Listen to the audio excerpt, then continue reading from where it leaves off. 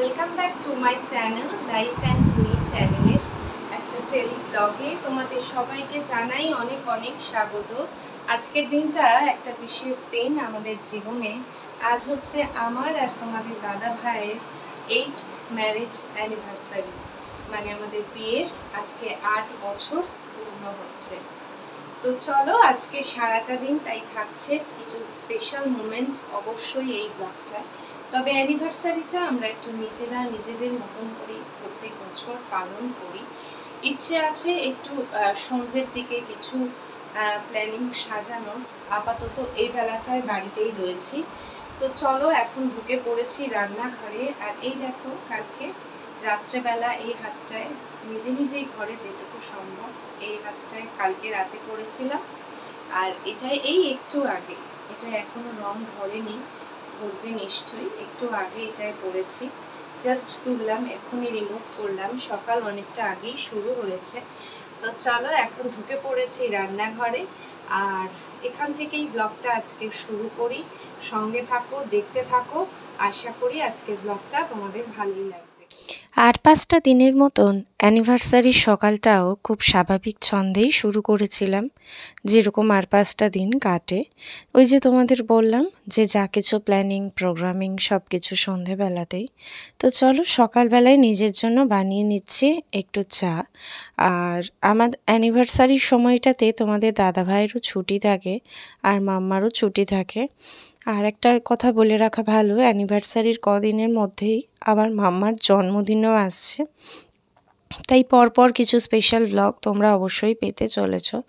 তো চলো আমি এখন চাটা বানাই আমার জন্য আর টুকটুক করে কাজকর্ম এগোতে থাকি। তোমরা সঙ্গে থাকো আর আশা করি ভিডিওটা তোমাদের ভালো লাগবে, তোমরা দেখতে থাকো।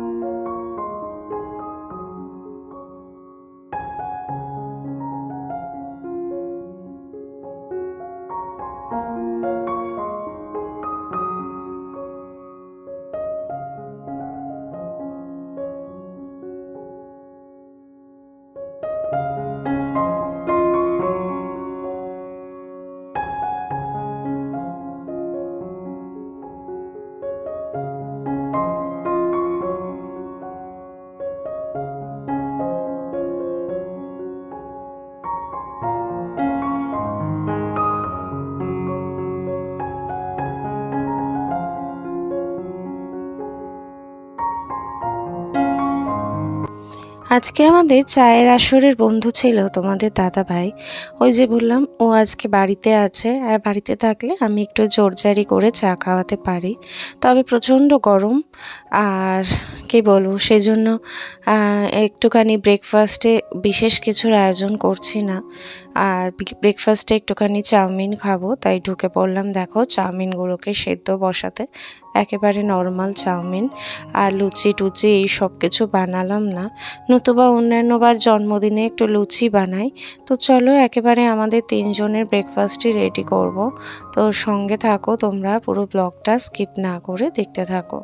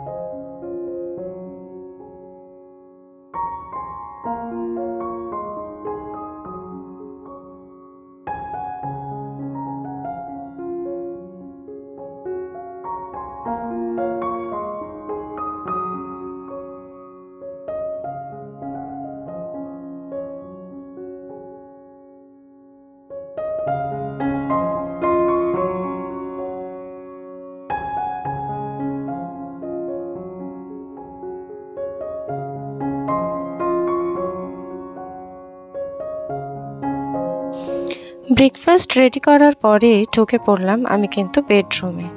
তা কারণ আজকে যেহেতু অ্যানিভার্সারি এবং একটা স্পেশাল দিন, তাই ঘরবাড়িকেও একটু স্পেশাল করে তুলবার জন্য তো নতুন বিছানায় চাদর পাতবো। তো চলো প্রথমে বালিশের কভারগুলো চেঞ্জ করে নিই। এইটা আমাদের অ্যানিভার্সারিতে আমরা করেই থাকি, বিশেষ করে আমি কিন্তু অ্যানিভার্সারির দিন নতুন বিছানার চাদর পাতি। একটা অন্যরকম নতুন জিনিসের মানে একটা অন্যরকম ফিলিংস যেহেতু হয়। তো চলো আমি এখন বসে পড়লাম বালিশের কভার, বিছানার চাদর এগুলো সব পরিষ্কার করি। আগে আরও অনেক কিছু রয়েছে মজাদার, সেগুলো দেখতে হলে ব্লগটায় অবশ্যই তোমরা কিন্তু চোখ রাখো।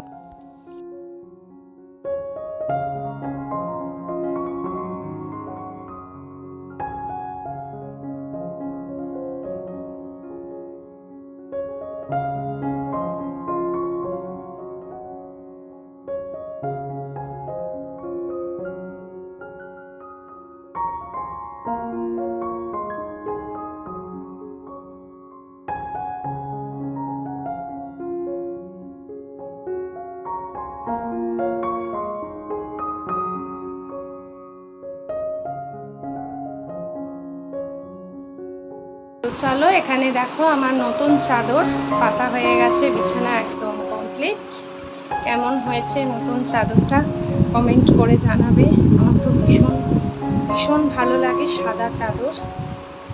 বিছানা আমার একদম কিন্তু রেডি। অ্যানিভার্সারি হলেও কাজ কিন্তু কিছু কম নেই, দেখতেই পাচ্ছ সকাল থেকে উঠে একের পর এক কাজ করে যাচ্ছি। আর বলে রাখা ভালো, যেহেতু ব্লগের শুরুতেই তোমাদের বললাম যে আমাদের অ্যানিভার্সারির কয়েকদিন বাদেই মাম্মার জন্মদিন থাকে, মানে জাস্ট হাতে গোনা কয়েকদিন বাদেই। তো সেই জন্য মাম্মার জন্মদিনে আমরা সমস্ত আত্মীয় স্বজনদেরকে ইনভাইট করি এবং প্রত্যেক বছর অ্যানিভার্সারিটা আমরা নিজেরাই দুজনে মিলে একটু স্পেশালভাবেই পালন করি। যদিও আমাদের দুজনের মাঝখানে মাম্মা আছে, মাম্মাও আমাদের সঙ্গী। আমার প্রথম বছরের অ্যানিভার্সারির কদিনের মধ্যেই মাম্মা জন্মে গেছে, তাই শুরু থেকেই বলা চলে মাম্মার সঙ্গেই আমাদের মানে অ্যানিভার্সারি পালন শুরু। তো যাই হোক, এখন দেখতেই পাচ্ছ ওয়াশিং মেশিনে জামা কাপড় জমেছিল, সেগুলোকে কাচতে বসাচ্ছি।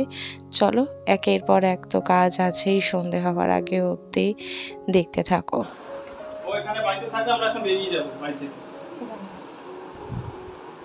মা এ না, হ্যাঁ লেখো, হ্যাঁ নাও খাও, কিচ্ছু হবে না, খাও খাও, হ্যাঁ খাও। বেশি কিছু রান্না করব না, একটুখানি মাছের ভাপে করব। তো আমার জন্য করব একটু কাটাপোনা মাছ, একবারে একটু বেশি করেই করে রাখছি। তো চলো মাছটা বার করে রেখেছিলাম, একটু নুন হলুদ মাখিয়ে নেব।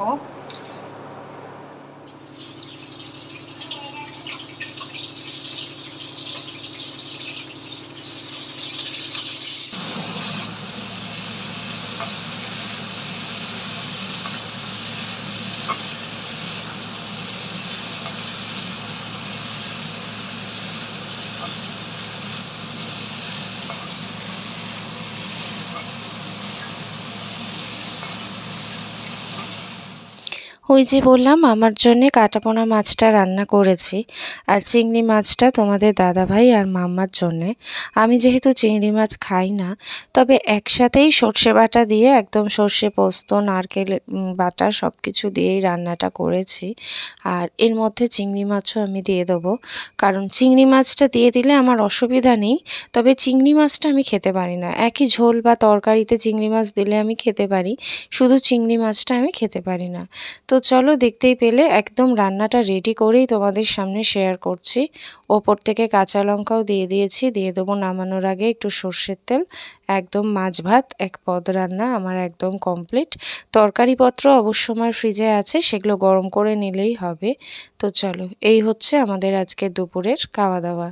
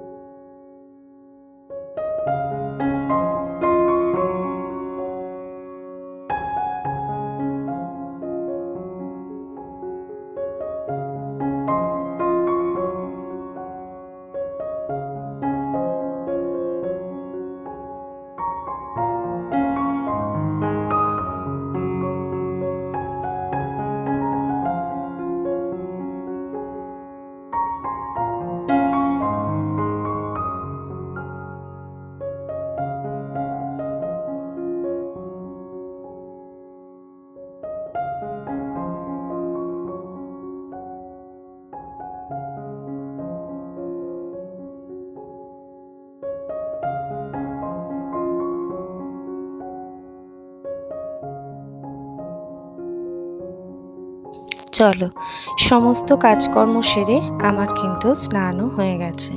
চলে আসলাম তাই একটুখানি রিফ্রেশ হয়ে নিতে আরও আয়নার সামনে। আমি যা কিছু ইউজ করি স্নান করে এসে, তো মাম্মা ওদিকে কিন্তু পড়ছে। আর চলো, আমি এদিকে মাম্মাকেও স্নান করিয়ে দিয়েছি। আর চলো আমি এবার একটু ফ্রেশ হয়ে নিই, তারপরে আমি আবার পুজো করতে বসবো।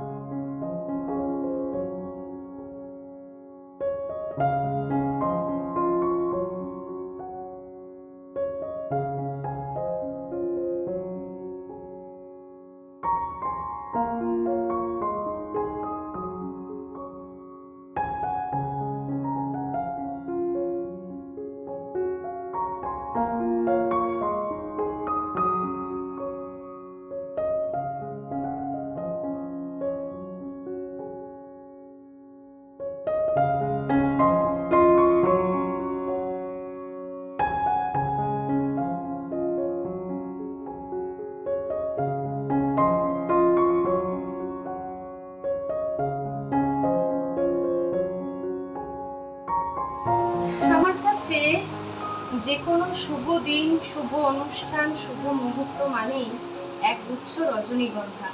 এর চেয়ে ভালো উপহার আমার কাছে আর অন্য কোনো কিছু মনে হয় না।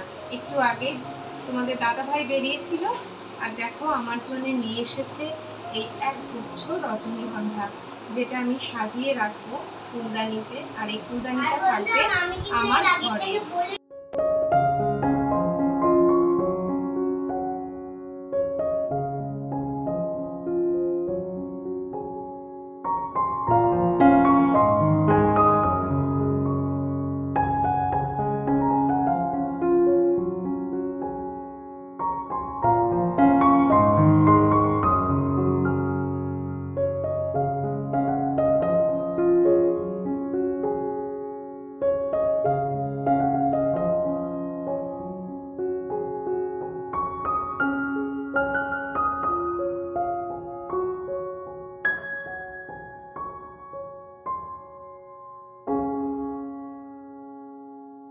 তো দেখো এইরকম ভাবে ফুলদানিতে রেখেছি রজনীগন্ধাগুলো। বেলা বেশ অনেকখানি হলো, এখন বসবো মাম্মাকে খাওয়াতে।